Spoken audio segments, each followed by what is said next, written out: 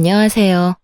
저는 20대의 모든 순간을 함께했던 남자와 행복한 앞날을 꿈꾸며 결혼했다가 그것이 제 인생 말아먹는 길이란 걸 깨닫고 도망친 돌싱녀입니다. 앞으로 살아갈 날에 비하면 아무것도 아닌 그 10년이 뭐라고 그렇게 참고 살았는지. 지금 생각하면 한심하긴 하지만 그 순간에는 참다 보면 좋은 날이 꼭 찾아올 거라 믿어 의심치 않았었어요. 하지만 결과적으론 저는 이혼을 하게 되었고 이렇게 사연까지 쓰게 되었네요. 그러면 제가 이혼을 하게 된 사연 한번 들어보실래요? 저와 남편은 앞서 말씀드린 대로 10년 가까이 만난 장수 커플이었어요. 대학교 때부터 만난 저희는 오래 만나와서인지 양쪽 집에도 서로 왕래하며 서로의 부모님은 물론 형제 자매까지도 가까이하며 잘 지내곤 했죠. 저희는 각자 취업하고 30대가 되던 해에 결혼하게 되었고 양갓집에서도 큰 반대 없이 결혼을 허락해 주셨죠. 시댁은 친정에 비해 부유한 편은 아니었는데 시부가 퇴직하며 투자를 잘못하는 바람에 집도 팔고 전세살이하고 있었고 그나마 노후 자금으로 조금 빼놓은 것이 시댁 재산의 전부였어요. 그런 시댁과는 달리 친정엔 물려받은 재산이 있었어요. 아빠가 미리 투자 목적으로 사둔 건물이 많이 오르기도 했고 공실도 없이 세도 꽤 받던 터라 생활 걱정은커녕 일을 하지 않아도 따로 모이는 돈도 있으니 이 정도면 꽤 사는 정도였죠. 이러한 집안 차이에도 부모님은 괜찮다며 두 사람만 잘 살면 된다며 저희의 결혼을 지지해 주셨죠. 하지만 막상 결혼을 준비하는 과정에서 준비가 되지 않아도 너무 되지 않은 남편의 형편에 실망스러운 내색도 하시긴 했었습니다. 직장 생활을 한 지가 언젠데 모은 돈이 그렇게 없다는 게 말이 되니? 동훈이 집이야 아버지가 그렇게 되시면서 힘들어졌다고 쳐도 동훈이는 직장 생활을 하면서 어느 정도는 모아뒀을 거라 생각했는데 이건 거의 없는 거나 마찬가지지 않니? 이래서 살림살이도 못 사겠네. 에이 엄마, 내가 돈 많고 능력 좋은 사람 만나서 결혼할 거면 동훈이랑 결혼한다고 했겠어? 엄마도 늘 그랬잖아. 젊어 고생은 사서도 한다고. 그러니까 너무 나쁘게만 보지 말고 그간 월급 받아 집안 돕는다고 따로 모으진 못했다고 좋게 생각해줘. 아휴, 누가 그걸 몰라서 이러니? 아무리 생각해도 고생은 너만 할 것 같아서 그래. 이렇듯 본격적인 결혼 이야기가 오가게 되며 남편이 수중에 가진 것이 너무 없다는 사실을 알게 되었지만 저는 상관없었어요. 남편과 시댁에선 형편상 집을 사는 것은 무리일 것이라고 저에게 솔직하게 말해주기도 했었고 제 생각엔 그건 큰 문제가 되지 않는다고 생각했으니까요. 저는 엄마에게 말했듯이 남편의 능력이나 시댁의 부를 보고 남편과 결혼하려는 게 아니었거든요. 그래서 집안 차이 정도야 대수롭지 않았고 집을 마련할 때도 굳이 어려운 남편이 아닌 상황이 되는 제가 마련하기로 했죠. 그렇게 마련한 집은 아빠의 권유로 제가 20대 중반에 사두었던 소형 아파트에서 신혼을 시작하게 되었죠. 저 덕분에 아들이 돈 한 푼 들이지 않고 자가 아파트에서 살게 되자 시모는 저에게 틈만 나면 이런 말을 하곤 했어요. 아유, 우리 예쁜 아가. 복덩이도 이런 복덩이가 또 없다. 네 덕분에 우리 아들이 집 걱정 없이 편하게 살겠구나. 나는 너희한테 바라는 거 없어. 그저 바란다면 너희가 그저 행복하게 잘 사는 거. 그거 하나 바란단다. 이렇게 저를 지나치게 치켜 세워주며 딱 하나 바라는 것은 저희가 잘 사는 것뿐이라던 시모는 신혼집으로 놀러 올 때마다 이런 말도 더불어 하곤 했어요. 역시 볼 때마다 좋구나. 집도 넓고 전망도 좋고 교통편도 좋고 어디 하나 빠지는 게 없어. 교통편은 좋긴 해요. 덕분에 그이나 저나 출퇴근할 때 편해요. 그렇지? 집값도 많이 오르지 않았니? 네가 처음 이 집 살 때에 비하면 한 2배, 3배 가까이 오르지 않았니? 네? 그게 계산해보진 않아서 자세히는 모르겠네요. 내가 계산해보니 2배는 훌쩍 넘은 것 같더라. 어쩌면 그 나이에 이런 집을 마련할 생각을 했는지 다시 생각해도 넌 복덩이야. 저조차도 알아보지도 계산해보지도 않은 집값을 시모는 시시때때로 계산하고 있는 듯 했고, 그런 시모의 모습이 이상하다 싶긴 했지만 그냥 그런 사람인가 보다 하고 별 대수롭지 않게 생각했어요. 그러던 어느 날부터인가 집에 음식이라든지 장봐둔 재료들이 없어지는 걸 느끼게 되었어요.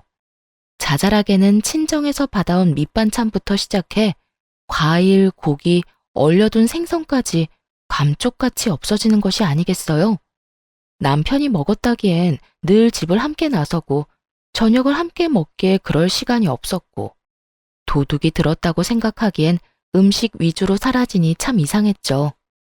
그렇다고 제가 착각을 하고 있나 생각하기엔 바로 전날 사다 놓은 소고기부터 돼지고기까지 싹 없어지니 누군가 확실히 훔쳐갔다고 의심할 수밖에 없는 상황이었죠. 전 관리사무소를 찾아가 상황을 설명한 후 엘리베이터 CCTV를 돌려보게 되었고, 도둑의 정체를 알게 된 저는 경악을 금치 못했습니다. 그간 집안의 냉장고를 털어간 범인은 다름 아닌 시모였더라고요. 시모는 우리가 출근한 사이 아무도 없는 집으로 당당하게 들어가 음식들을 퍼나르고 있더군요. 두 눈으로 보고도 믿어지지 않는 상황들을 보며 저는 입을 다물지 못했죠. 저는 알려준 적 없는 비밀번호를 당당하게 누르고 들어간 것을 보니 이런 상황이 일어나게 된 원인은 온전히 남편에게 있었죠.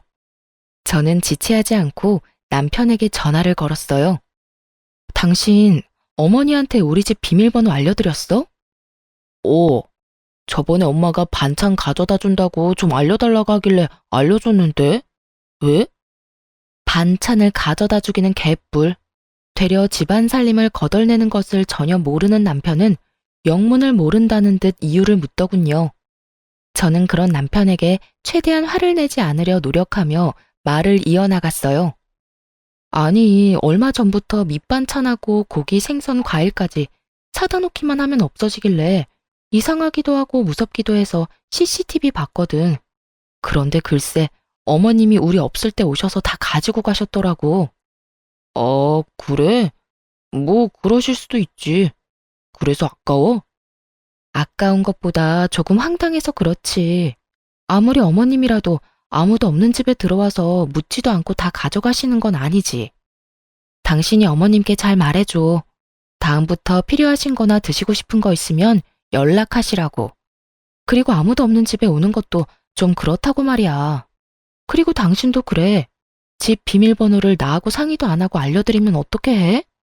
당신 혼자 사는 집도 아니고 나도 함께 사는 집이잖아. 나한테 상의 정도는 했어야지. 저는 아무래도 이건 아니다 싶어 아닌 건 아니라고 남편에게 말했고, 남편은 제 말에 득달같이 화를 내며 이렇게 말하더군요. 뭐?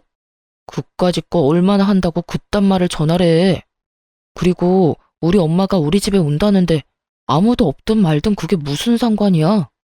당신 지금 당신이 마련한 집에 내가 들어가서 산다고 지금 무시하는 거야? 무슨 사람을 거지로 하나?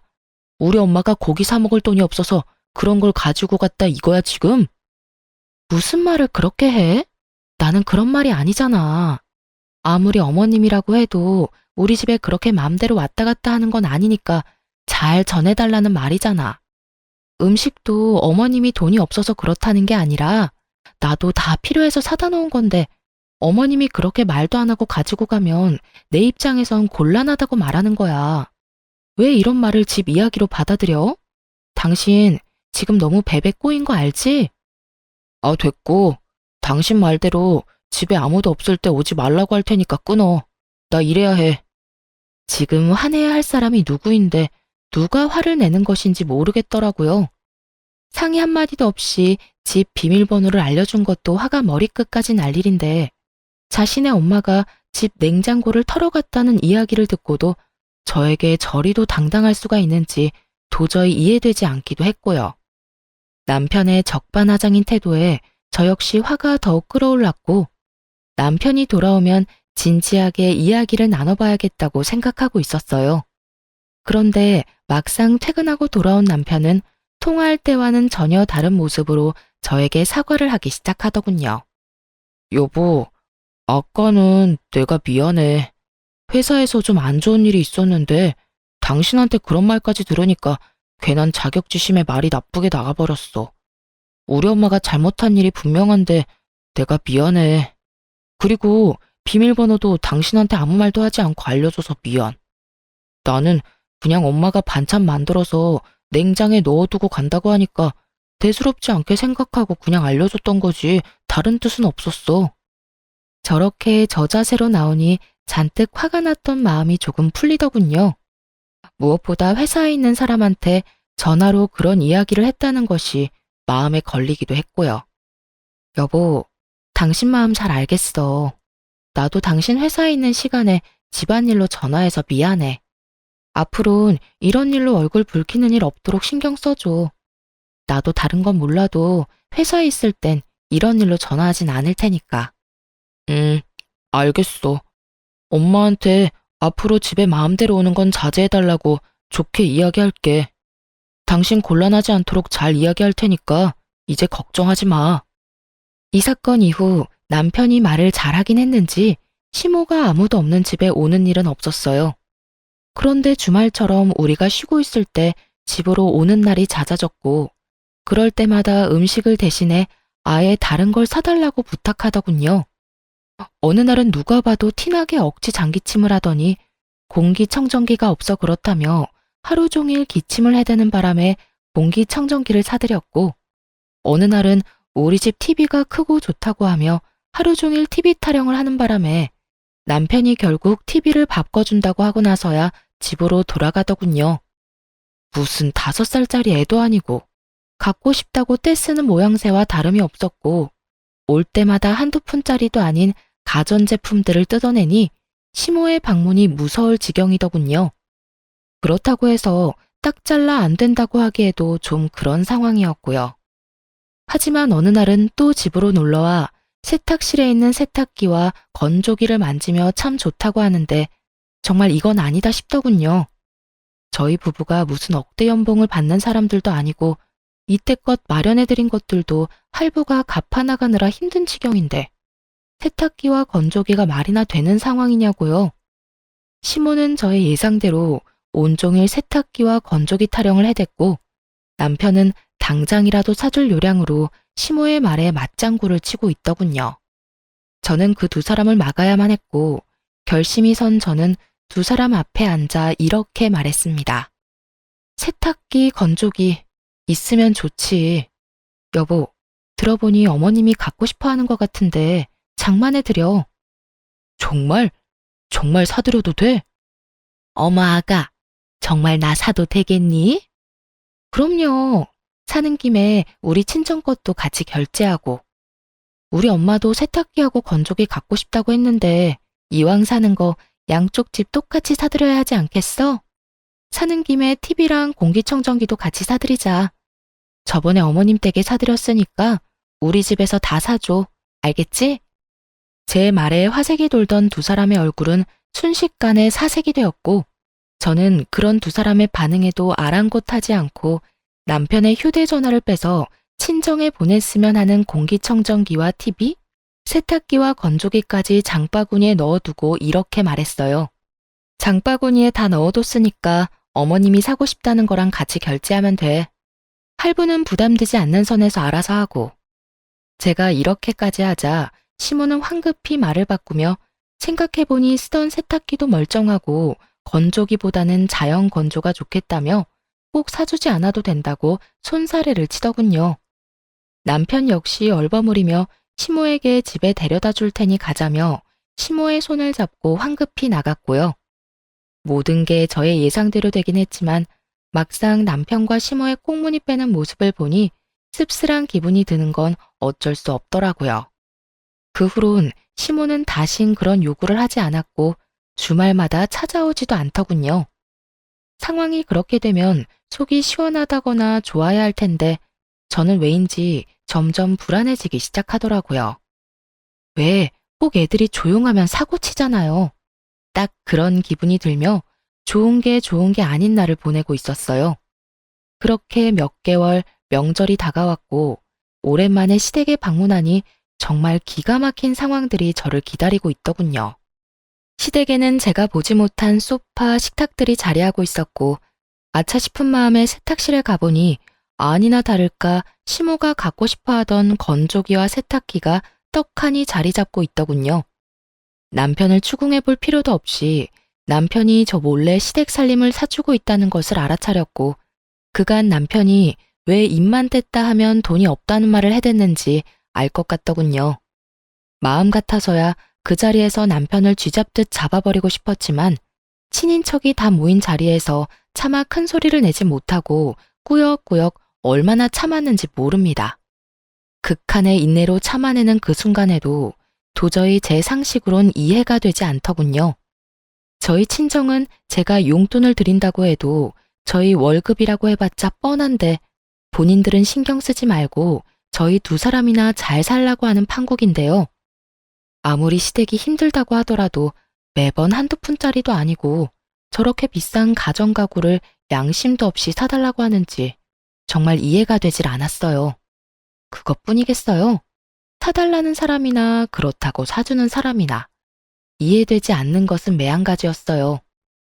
저의 입은 굳게 닫혀 있었지만 급격하게 굳어지는 표정은 숨길 수 없었죠. 남편 역시 이런 제 심정을 알아챘는지 눈알이 빠지게 제 눈치만을 살피고 있더군요. 그렇게 화를 참아내는 사이 친정으로 가는 날이 되고 어른들에게 인사를 드리고 현관문을 나서는 순간 저는 듣고야 말았습니다. 아들, 이번 달에 준 용돈 벌써 다 써버렸어. 명절도 있고 해서 돈 나갈 때가 많지 뭐야. 그래서 말인데 용돈 좀 더 붙여주면 안 될까? 이건 또 무슨 말인가 싶더군요. 용돈이라니 저는 전혀 몰랐던 사실이었거든요.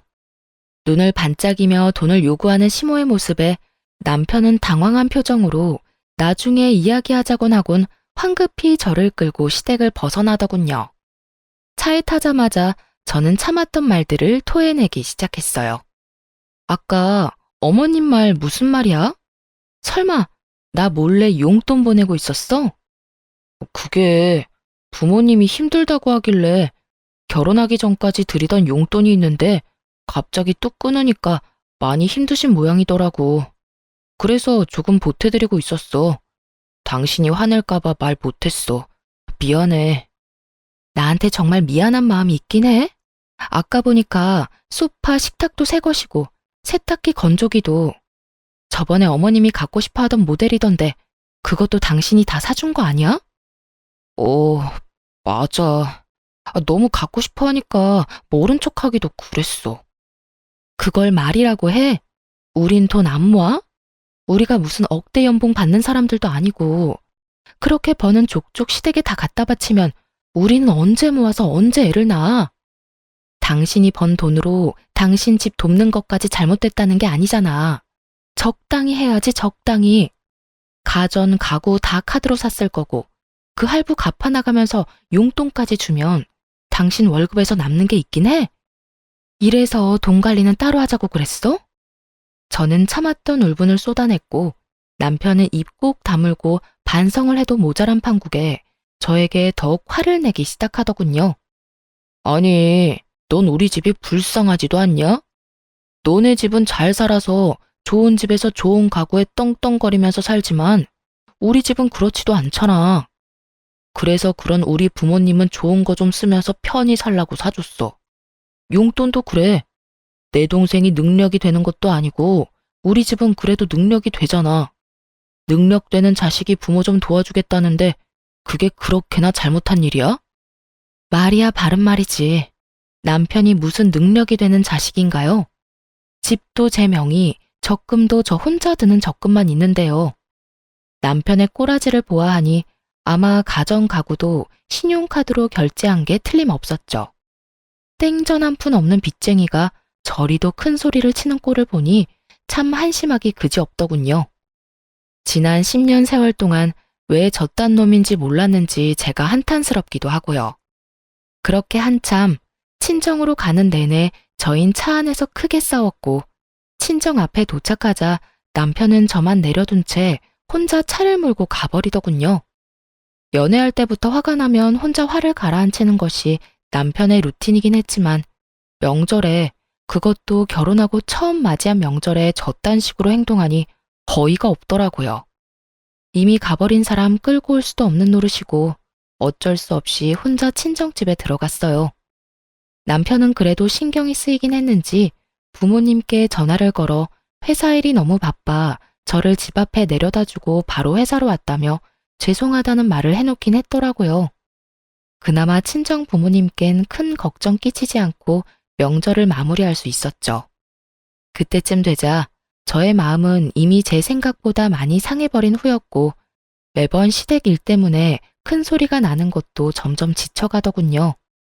그 후 남편과 화해 비슷한 걸 시도하긴 했지만 명확히 해결된 것은 없었고 그저 표면적으로 화해를 했을 뿐 저희는 꼭 필요한 말만 주고받는 대면대면한 사이가 되어가고 있었습니다. 그렇게 저의 마음이 상해가던 어느 날 회사에서 일을 하고 있는데 갑작스럽게 고열이 나기 시작하더니 기운이 하나도 없더라고요.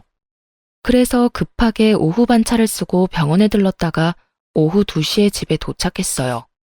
그런데 현관에 남편 신발이 떡하니 보이는 거 아니겠어요? 설마 했는데 집에서 컴퓨터를 하고 있는 남편과 마주치게 되었죠.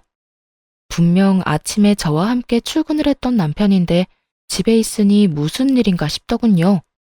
처음엔 저처럼 몸이 좋지 않은가 싶기도 했지만 저를 발견하고 화들짝 놀라는 남편의 모습에 수상함을 느끼고 남편을 추궁하기 시작했죠.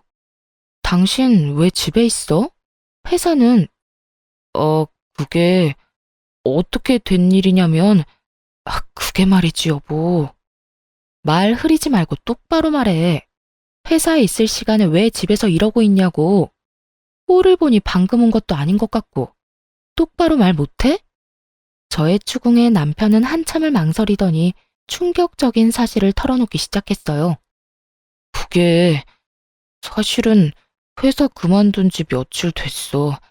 아니, 강 과장 그 자식이 하루가 멀다고 날 못 살게 굴잖아. 그래서 좀 들이박았더니 그 뒤로는 날 더 심하게 들들 볶아서 도저히 못 참겠더라고. 그래서 그냥 그만둬 버렸어. 뭐? 고작 그런 일로 회사를 그만둬? 당신이 무슨 애도 아니고 직장 상사가 싫은 소리 좀 했다고 회사를 관두면 어떻게 해? 아니, 애초에 퇴사하기 전에 나하고 상의 정도는 했어야지. 당신 나하고 결혼한 거 잊었어? 당신이 우리 집 가장인 거 잊었냐고. 나도 당신한테 말하고 싶었지. 그런데 당신도 알다시피 요즘 우리 좀 그랬잖아. 그래서 입이 안 떨어지더라고. 이것까지만 해도 머리 끝까지 화가 나는데 남편은 눈치도 없이 제 화를 폭발시키고야 마는 말을 짓거리기 시작했어요. 이왕 다 온 김에 당신이 우리 집에 용돈 좀 주면 안 될까? 당신도 다 알잖아. 내가 우리 집에 용돈 주고 있던 거. 아직 회사 그만둔 거 말 못해서 용돈은 줘야 할 것 같은데 당신이 좀 주라. 나 요즘 재취업 준비하고 있으니까 금방 취업할 수 있을 거야. 그러니까 길어도 2달 정도만 당신이 좀 부담해줘. 너 진짜 제정신이야? 용돈 같은 소리 안 해 진짜. 지금 우리 생활이 다 무너지게 생겼는데 당신은 이 와중에 당신 집 용돈 걱정이나 하고 있어? 이게 무슨 말도 안 되는 소리야 도대체. 쓸데없는 소리 하지 말고 당신 집에 당장 용돈 못 준다고 해. 회사도 그만뒀다고 이실직고 하고. 그래야 당신 집에서 당신한테 뭐 사달라는 말 따윈 안 할 거 아니야. 저는 결국 폭발하고야 말았고 남편은 그렇게까지 화를 내는 저를 처음 봤었기에 고개를 푹 숙이고 작은 목소리로 이렇게 말하더군요. 알겠어. 당신 뜻대로 할게. 그런데 우리 집에 말하는 건 조금만 기다려줘. 정말 입이 안 떨어져서 그래. 조만간 꼭 말할게. 꼭 말해. 알겠어? 그리고 퇴직금 받았지? 그거 다 내놔. 당신한테 뒀다간 그거마저도 어디에 어떻게 쓸지 믿을 수가 없으니까. 알겠어. 정말 이때쯤엔 이혼하고 싶은 마음이야 굴뚝이었지만 그간 함께한 세월이 먼지. 남편이 힘든 시기에 이 사람을 버린다는 것이 생각처럼 쉽지 않았고 무엇보다 그때까진 남편을 사랑하는 마음이 남아 이런 힘든 시기도 다 지나겠지 하며 애써 이혼에 대한 마음을 억눌렀죠. 그나마 다행인 것은 남편은 퇴직금의 일부로 카드값을 다 갚은 뒤였고 남은 퇴직금으로 한동안은 생활이 가능했던 터라 남편이 자신이 뱉은 대로 빨리 취업만 한다면 큰 어려움이 없는 상황이었죠. 물론 남편도 많이 반성한 것 같고 앞으론 상황이 점점 나아질 거라 믿었고요. 하지만 이런 저의 예상은 심으로 인해 산산조각이 나고 말았습니다. 남편의 용돈이 끊어지자 시모는 저에게 득달같이 연락을 하더군요. 아가, 혹시 바쁘니? 조금 바쁘긴 한데 잠시 통화할 시간은 돼요. 왜 그러세요? 무슨 일 있으세요? 그게 아범이 주던 용돈이 끊겨서 말이다. 들어보니 네가 돈 관리하기 시작했다고 하던데 우리한테 주던 용돈 좀 입금해다오. 어머님, 저희도 요즘 생활 힘들어요. 그래서 드리는 말씀인데 한동안은 용돈 못 드려요. 뭐? 용돈을 못 줘? 너희가 한 달에 버는 돈이 얼만데 그까짓 돈 몇 푼이나 된다고 그걸 못 준다고 쪼잔하게구니? 그러지 말고 좀 붙여주렴. 말이야 바른 말이라고. 그게 다 네 돈이니? 내 아들 돈이지 않니? 시모 말을 들어보니 남편은 아직 시모에게 퇴직 사실을 알리지 않은 듯 했어요. 당장이라도 남편이 백수라는 걸 알려버릴까 싶기도 했지만 남편의 부탁도 있고 해서 그저 안 된다고 딱 잘라 말하곤 전화를 끊어버렸습니다. 그 뒤로도 시모의 연락이 오긴 했지만 전 다 무시해버렸고 상황이 그렇게 되자 시모는 다시 저희 집을 들락날락하며 음식들을 다시 훔쳐가기 시작하더군요. 그까짓 고기, 과일이 얼마나 한다고 그렇게까지 예민하게 구냐 하는 분들도 계시겠지만 제가 챙겨주는 것도 아니고 훔쳐가듯 가지고 가니 기분이 상하는 건 당연했어요. 거기에다 매번 일주일치 장을 봐서 넣어두는데 그것만 해도 10, 20만 원 훌쩍 넘기는 건 다반사거든요. 그걸 하나도 남기지 않고 매번 털어가 버리니 장을 봐도 봐도 끝이 없었고 그 금액도 상식선을 넘어가기 시작하더군요. 그쯤 되니 전 도저히 참을 수가 없었고 남편에게 다시 한 소리 하게 되었죠. 오늘 어머님 또 다녀가셨어? 어? 나도 몰라. 오늘 나 면접 다녀온다고 집에 없었거든. 왜? 또 뭐 없어졌어? 아, 진짜 어머님 왜 그래? 매번 이게 뭐야? 장 봐놓으면 싹 가져가시고 또 다시 장 보면 또 와서 가져가시고 우리 생활도 빠듯한데 매번 두 집 살림 살아야 하잖아. 당신이 해결 좀 해봐.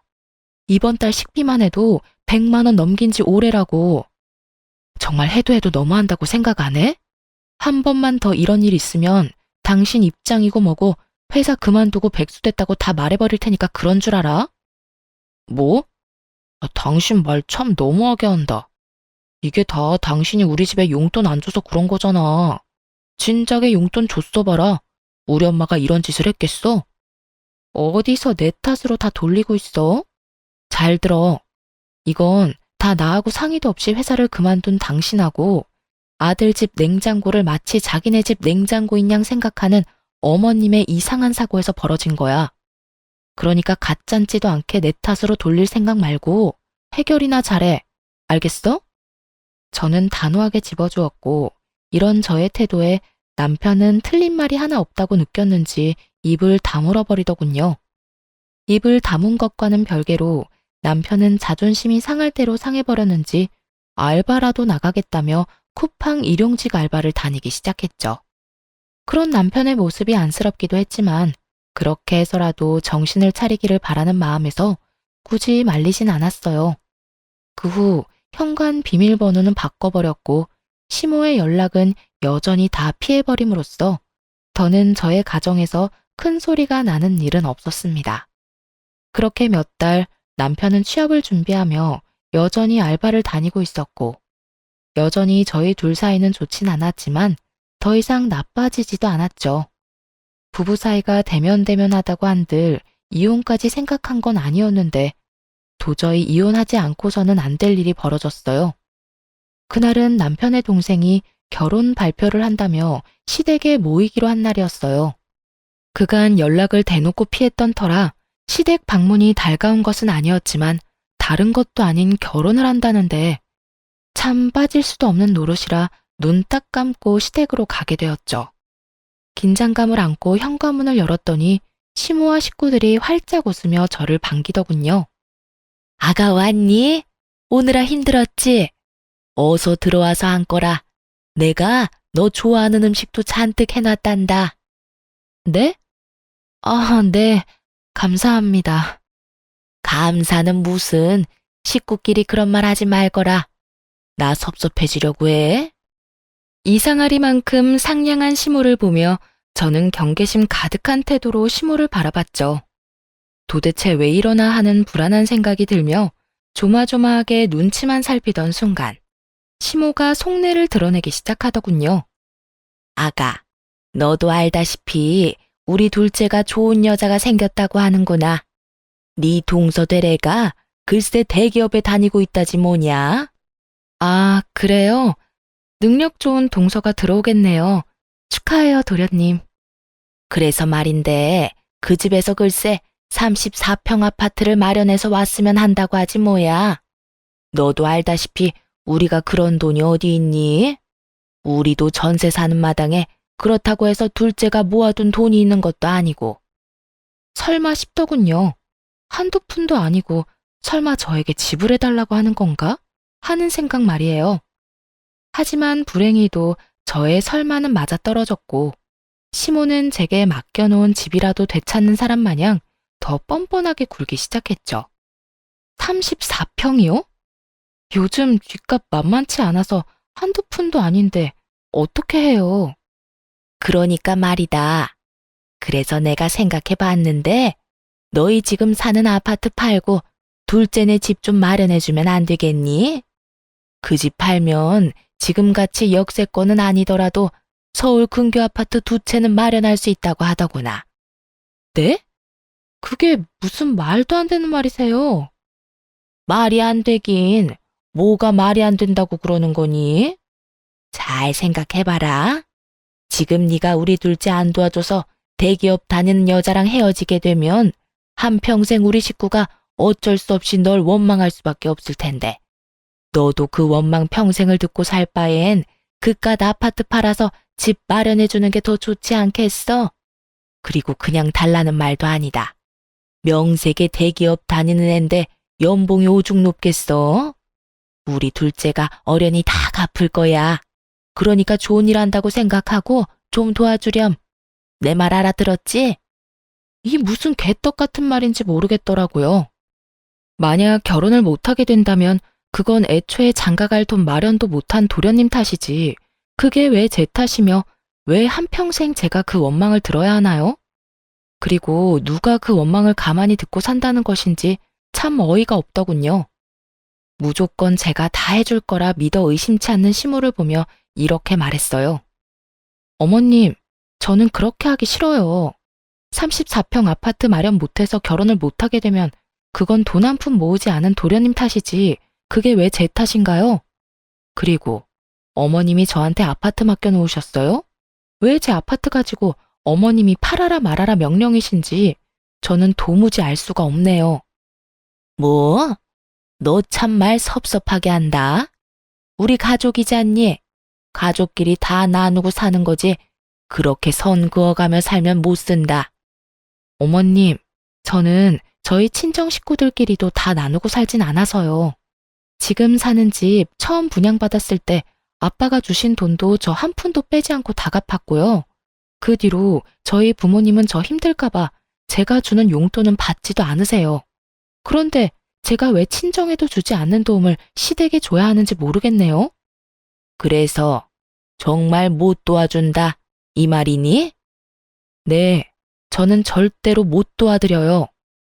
시댁에서 저에게 집을 맡겨둔 것도 아니고 부탁하는 주제에 당당한 것도 황당한데 제가 도와줄 것이 당연하다는 듯 몰고 가는 시모의 태도에 저는 더욱 화가 나더군요.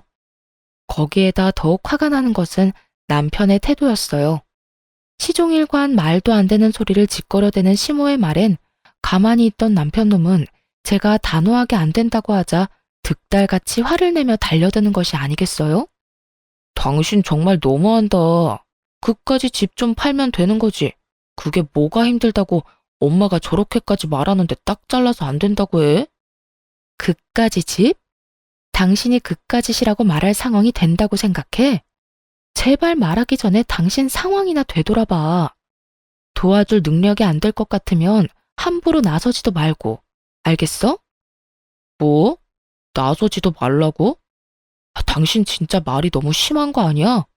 내가 그래도 당신 남편인데 그딴 식으로 말할 거야? 심한 건 당신 집이겠지. 다른 것도 아니고 내 집을 팔아라 말아라 하는데 이건 심하다고 생각 안 해? 그리고 당신이 내 남편이 맞긴 해. 어떻게 남편이란 사람이 이런 상황에서 내 편을 들기는커녕 두 팔이 모자라게 당신 집만 감싸고 돌 수가 있어. 누가 봐도 말도 안 되는 요구를 하는 이 상황에서. 저와 남편은 시댁 식구가 있는 앞에서 언성을 높이며 싸우기 시작했고, 그런 저를 보던 시모는 저에게 삿대질하며 소리를 지르기 시작했어요. 이런 너같이 버릇없는 년은 생전 처음 본다. 여기가 어디라고 감히 내 아들한테 그딴 식으로 말하는 것도 모자라 고함을 질러대? 니까짓 게 뭐라고 내 아들한테 그딴 식으로 구냐 이 말이다. 년이라니요. 제가 뭘 잘못했다고 욕까지 들어먹어야 하나요? 욕먹을만 하니까 욕먹는 거겠지. 내가 미쳤다고 멀쩡한 사람한테 욕이나 하겠어? 하여튼 다 됐고 나는 너같이 막대 먹은 며느리는 필요 없으니 당장 내 아들하고 헤어져. 시모의 입에선 결국 헤어지라는 말이 나오고 있었고 헤어지라고 하면 제가 겁이라도 먹을 거라 생각했는지 의기양양한 표정으로 저를 바라보고 있더군요. 거기에다 남편 놈까지 합세해 저를 협박하기 시작하는데 속이 참 답답하더라고요. 그래, 엄마 말이 다 맞아. 나도 당신같이 가족 도울 줄 모르고 자기 입속밖에 모르는 이기적인 여자랑은 더는 못 살겠으니까 이혼하자. 이 난장판인 상황에서 남편의 말을 듣는데 제 머리가 오히려 맑아졌다면 여러분은 믿기세요? 무슨 부귀영화를 누리겠다고 왜 바보같이 이 거지 같은 상황을 참고 또 참으며 이혼만은 절대 안 된다고 생각했는지. 저 자신이 이해되지 않음과 동시에 한탄스러워지더군요. 생각이 빠르게 정리되고 나니 이혼을 협박이라고 하는 두 사람이 더욱 어이가 없어졌고 팔짱까지 끼고 어때? 겁나지? 라는 표정으로 바라보는 두 사람에게 아주 속 시원하게 답해줬죠. 네, 어머님 뜻대로 할게요. 그래, 우리 이혼하자. 그까짓 이혼하면 되지 뭐. 그까짓 게 뭐라고 이때까지 참았는지 참. 더는 나도 참기도 싫고 매번 당신 집 때문에 싸우는 것도 지긋지긋하던 참이었어. 그나마 당신하고 지낸 세월이 있어서 참았는데 이젠 그것도 힘들다. 그러니까 당신 말대로 이혼하자 우리. 저는 더는 화도 내지 않았고 거의 체념한 듯 말을 했고 그런 제 말에서 진심이란 걸 느꼈는지 남편은 말까지 더듬으며 저에게 되묻더군요. 당신 정말 나하고 이혼할 거야? 이혼할 수 있어? 남편의 입장에선 어찌 보면 당연한 반응이었겠죠. 제 집을 팔아 자기 동생에게 집을 사줄 요량으로 던진 마지막 카드였을 텐데 그 카드를 진심으로 받아버렸으니 놀라기도 당황스럽기도 했겠죠. 하지만 전 그 어느 때보다 진심이었고 저의 진심을 물어보는 남편의 눈을 똑바로 바라보며 이렇게 말해주었어요. 나 당신하고 이혼할 수 있어. 당신도 알잖아. 나 허튼 소리 하는 사람 아니라는 거. 특히나 이혼같이 중요한 문제는 더욱 그렇고. 남편의 저의 확고한 대답에 이건 아니라는 표정으로 고개를 숙였고 그런 저를 보며 시모는 기가 찬다는 듯 헛웃음을 뱉어내더군요. 참 차라리 잘 됐어. 집 있는 게 무슨 유세라고 콧대 높게 구는 꼴이 보기 싫었는데 잘 됐지 뭐. 아들, 이참에 그냥 이혼해. 엄마는 정말 저런 며느리 싫다. 더는 꼴도 보기 싫어. 저 역시 어머님 꼴도 보기 싫었는데 참 잘 됐네요. 당신 들었지? 어머님 소원이라는데 질질 끌지 말고 깔끔하게 이혼해줘. 괜히 소송 같은 거에서 그렇지 않아도 없는 살림에 괜한 돈 쓰지 말고 말이야. 이거 봐라. 내가 이러니까 네가 싫다는 거야. 아들, 당장 이혼해. 당장 이혼하고 네 동생 집값은 네가 대출받아서 좀 보태주렴. 신용대출이라서 많이는 안 되겠지만 일부라도 네가 보태주면 네 동생 부담도 덜 되고 좋지 않겠니? 일단 그렇게라도 집부터 마련해서 결혼부터 시키고 다른 문제는 그 다음에 생각하자꾸나. 시모의 말을 듣고 있는데 저는 어이없어서 크게 웃어버렸어요. 자기 아들 상황이 어떤지도 모르면서 어쩌면 저렇게 머릿속에 꽃받칠 수 있을까 하는 마음에요. 아, 죄송해요. 지금 상황이 너무 웃겨서 저도 모르게 웃음이 다 났네요. 시모는 저를 미친 사람 마냥 쳐다봤고 남편은 제 입에서 어떤 말이 나올지 몰라 안절부절 못하고 저의 눈치만 살피고 있더군요. 넌 지금 이 상황이 웃기니? 네, 조금 많이요, 어머님. 지금 어떤 큰 계획을 세우고 있는지 알겠는데요. 아마 그렇게는 안 될 거예요. 뭐? 그게 무슨 소리야? 어머님 그 잘나신 아들이요. 회사 과장이 싫은 소리 좀 했다고 회사 때려치우고 백수된 지 오래됐어요. 아, 일용직 알바라도 나가고 있으니 백수는 아닌가? 뭐라고? 너 그게 사실이야? 시모는 인상을 잔뜩 구기며 남편에게 물었고 남편은 한숨을 크게 내쉬며 모든 사실을 털어놓았어요. 어쩌다 보니 그렇게 됐어. 그러면 우리 둘째 집은? 결혼은? 넌 왜 진작 엄마한테 아무 말도 안 한 거야? 아니, 그리고 회사까지 그만둔 마당에 넌 뭘 믿고 이혼을 하자고 말한 거야? 그거야. 엄마가 먼저 헤어지라고 하니까 나도 홧김에 그런 거지. 그리고 누가 진짜 이혼하자고 할 줄 알았나? 그야말로 오합지졸이 따로 없더군요. 한심해서 저를 몰아세울 때는 언제고 이젠 서로 잘못했다고 따지고 드는 꼴이라니. 정말 볼만하더라고요. 그렇게 한참을 옥신각신하던 두 사람은 아무리 생각해도 제가 가진 집밖에 답이 없다 싶었는지 제 눈치를 급하게 살피기 시작했고 구질구질하게 매달리기 전에 전 최후의 한 방을 날려버렸습니다. 이제 와서 제 눈치 살펴도 소용없고요. 저 사람이 일용직으로 일하는 회사가 그래도 큰 회사니까 대출이라도 알아보세요. 일용직이라 원하시는 만큼 금액이 나올지는 모르겠지만요. 그럼 저는 가볼게요. 저는 그렇게 자리에서 일어났고 남편은 제 바짓가랑이를 붙잡고 매달리기 시작하더군요. 여보, 이렇게 가면 어떻게 해? 우리가 함께한 세월이 얼만데 정말 이렇게 헤어질 거야? 너 치매 걸렸니? 먼저 이혼 이야기 꺼낸 건 내가 아니라 너야. 난 네가 하자고 하니까 알겠다고 했을 뿐이고. 그거야, 당신도 잘 알잖아. 정말 당신하고 이혼하려고 그런 게 아니라 그냥 당신 겁이나 주려고 그랬던 거. 의도가 어찌됐든 간에 당신이 먼저 이혼하자고 했고 나 역시 그 의견에 동의했어. 이게 지금 우리 상황이고 당신이 뭐라고 나를 붙잡던 그 상황은 변하지 않을 거야. 그러니까 그런 줄 알고 이혼이나 준비해. 저는 끝까지 매달리는 남편을 매몰차게 뿌리치고 집으로 돌아와 버렸고 집으로 돌아오자마자 남편의 짐을 킥으로 시댁에 보내버렸어요. 짐을 싸는 순간 지난 10년의 세월이 떠올라 얼마나 울었는지 모릅니다. 결혼 생활이 거지 같았기에 그렇지 연애하는 내내 참 행복했거든요. 그 행복하던 모든 순간도 결국 이혼이란 이름 아래 다신 떠올리기도 싫은 기억이 되어버렸지만요. 어찌되었든 전 마음을 다잡고 이혼을 진행했고 남편은 소송할 돈도 없는지 순순히 이혼 절차를 밟아주더군요. 이혼을 하며 위자료는 많이 받진 못했지만 그때라도 그 구렁텅이에서 빠져나왔다는 것을 위안 삼기로 했습니다. 저의 이혼으로 인해 당연히 그 잘난 시동생의 결혼은 없던 일이 되었고 쿠팡알바 벌이만 믿고 전 시댁에 저 몰래 또다시 용돈을 퍼줬던 전 남편은 땡전 한 푼이 없어 대출까지 받아 위자료를 주게 되었어요. 그 덕에 오갈 데도 없는 빚쟁이 신세가 되어 전 시댁으로 돌아가게 되었고요. 이혼이 확정되던 날 전 시모가 다 죽어가는 목소리로 전화가 왔더군요. 무슨 일이세요? 더는 통화할 일 없는 것 같은데요. 아가, 그러지 말고 다시 한번 생각해보면 안 되겠니? 이제 와서 생각해보니 내가 도대체 무슨 짓을 했는가 싶더구나. 너 같은 복덩이한테 내가 감사한 줄도 모르고 그간 너무 심했다 싶어. 왜요?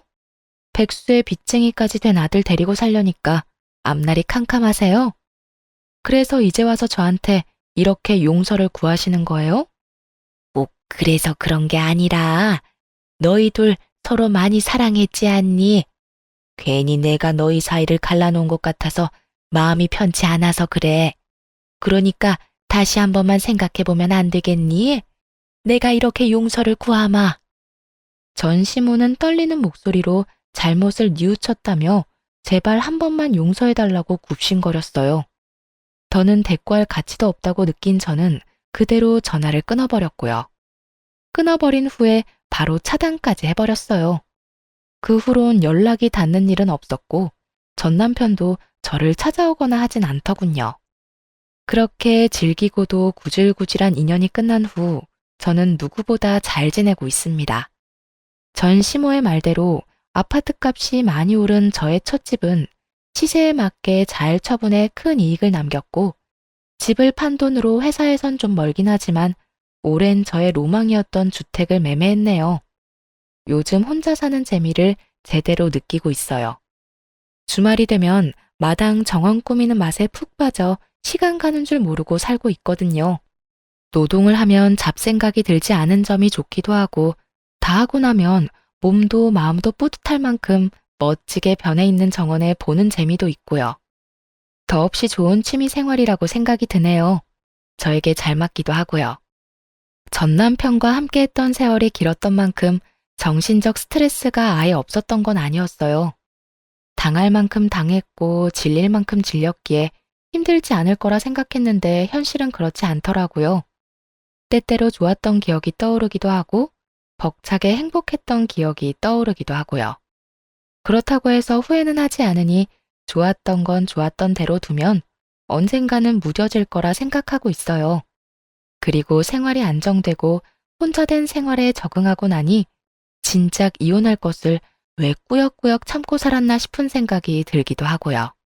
이 정도면 꽤 만족스러운 이혼 후기 아닐까요? 이로써 저의 긴 사연은 끝이 났습니다. 제 사연 들어주신 모든 분들 감사합니다.